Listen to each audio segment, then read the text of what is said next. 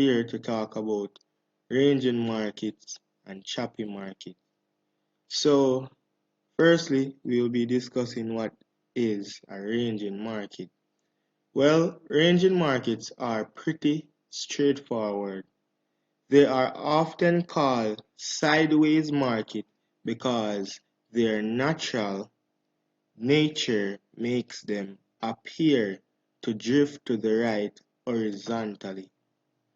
When the market makes a series of higher highs and higher lows, we can say that the market is trending up. But when it stops making these consecutive peaks, we say that the market is ranging. A ranging market in an horizontal form where buyers and sellers just keep knocking price back and forth between the support and the resistance levels. This is an example of a ranging market. So as we can see here, we stop making series of higher highs and higher lows and just start bouncing from resistance to support, from support to resistance. So this is our range from here to here. The chart above shows a ranging market. As you can see, the price is bouncing between horizontal support and resistance levels. The difference between trending markets and ranging markets is that trending markets tend to move by forming a pattern of higher highs and higher lows in case of an uptrend, and higher lows, and that should be lower highs and lower lows in case of a downtrend. But ranging markets tend to move horizontally between key support and resistance levels. Your understanding of the difference between the both markets will help you better use the right price action strategies in the right market conditions. Trading ranging markets is completely different from trading trending markets, because when the market is ranging, it creates equilibrium. Buyers are equal to sellers, and there is no one in control. This will generally continue until the range structure broke out and a trending conditions start to organize. The best buying and selling opportunities occur at key support and resistance levels. There are three ways to trade trending markets. I am not going to go into detail because what I want you to get here is the skill to look at your charts and decide whether the market is trending or ranging. In the next chapter, I will go into details and I will give the trading tactics and strategies that you will use to trade trending and ranging markets. If you can't differentiate between ranging markets and trending markets, you will not know how to use these price action strategies.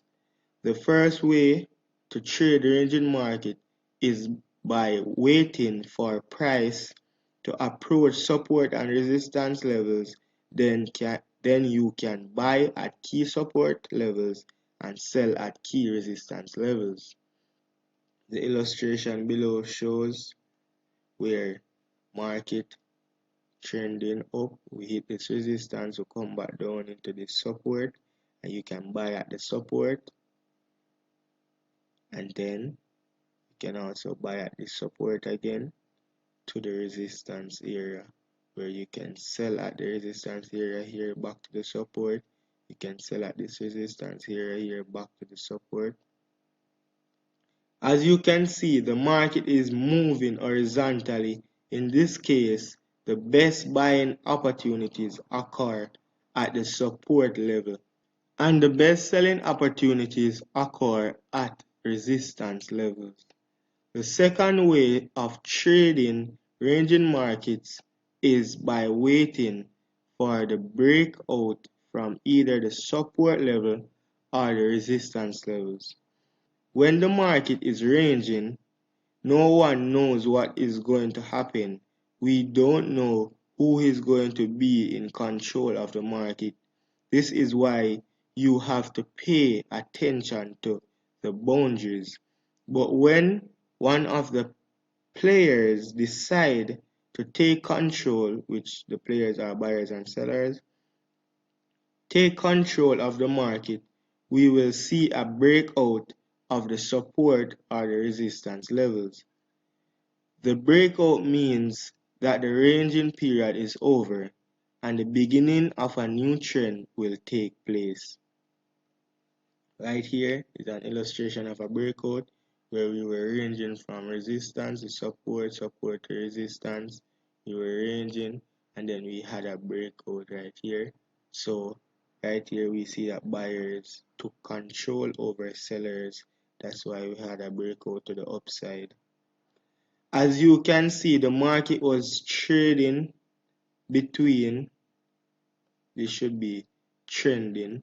As you can see, the market was trending between support and resistance levels, and suddenly the price broke out of the resistance level. This indicates that the beginning of a trend is likely to happen. So the best way to enter is after the breakout. It's important to remember that range boundaries are often overshot given the illustration of a breakout is occurring. This can be very deceptive and it does trap a lot of traders who positioned into the breakout. The third way to trade ranging markets is to wait for a pullback after the breakout of the support or the resistance levels. The pullback is another chance to join the trend for traders who didn't enter in the breakout. So right here is the correct way how to trade a trending market. Wait on the pullback or the retest. So right here the market was trending, was ranging, sorry, from support to resistance, resistance, support, and then we had a breakout. A lot of people enter aggressively after the breakout, but the most safe way to actually join the trend is to wait on a retest of the level, and then when the market tells you that this resistance turn into support now, then it is more secure for you to enter the market after the retest. As you can see in the chart above, the market was ranging, price break out of the resistance level to indicate the end of the ranging period and the beginning of a new trend. After the breakout, the market comes back to retest the resistance level that becomes support before it goes up. The pullback is your second chance to join the buyers if you miss the breakout. But pullbacks don't always occur after every breakout. When it occurs, it represents a great opportunity with a good risk to reward ratio. What you have to remember is that a ranging market moves horizontally between the support and the resistance levels. These are the key levels that you have to focus on. The breakout of the support or the resistance levels indicates that the ranging period is over. So you have to make sure that the breakout is real to join the new trend safely because you have false breakout. If you miss the breakout, wait for the pullback. When it occurs, don't hesitate to enter the market. When you are trading ranging markets, always make sure that the market is worth trading. If you feel like you can't identify the boundaries, which is the support and resistance, this is a clear indication of a choppy market. In Forex, choppy markets are those which have no clear direction. When you open your chart and you find a lot of noise, you can't even decide if the market is ranging or trending. You have to know that you are watching a choppy market. This type of market can make you feel very emotional and doubt your trading strategies as it starts to drop in performance. The best way to determine if a market is choppy is just by zooming out on the daily chart and take in the bigger picture. After some training, screen time, and experience, you will easily be able to identify if a market is ranging or if a market is choppy. Here is a good example of a choppy chart that is not worth trading. So in this rectangle here, this is a choppy market.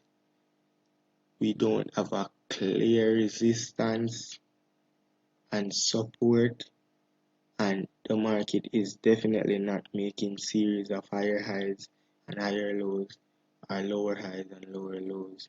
So therefore the market is not trending and the market is also not ranging. So right here is a choppy market. It's basically a gamble right here. You don't know if you're gonna get another bullish candle after this or you're gonna get another bearish candle. You just don't know what it is. It's just like bullish bearish, bullish bearish. It's just all over the place.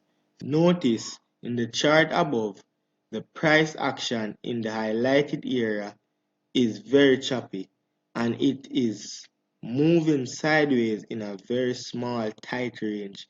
This is a sign of a choppy market that you should stay away from. If a market is choppy, in my opinion, it is not worth trading. If you try to trade it, you will give back your profits shortly after big winners because markets often consolidate after making big moves. This is the end of the video, and our next video will be on top-down analysis.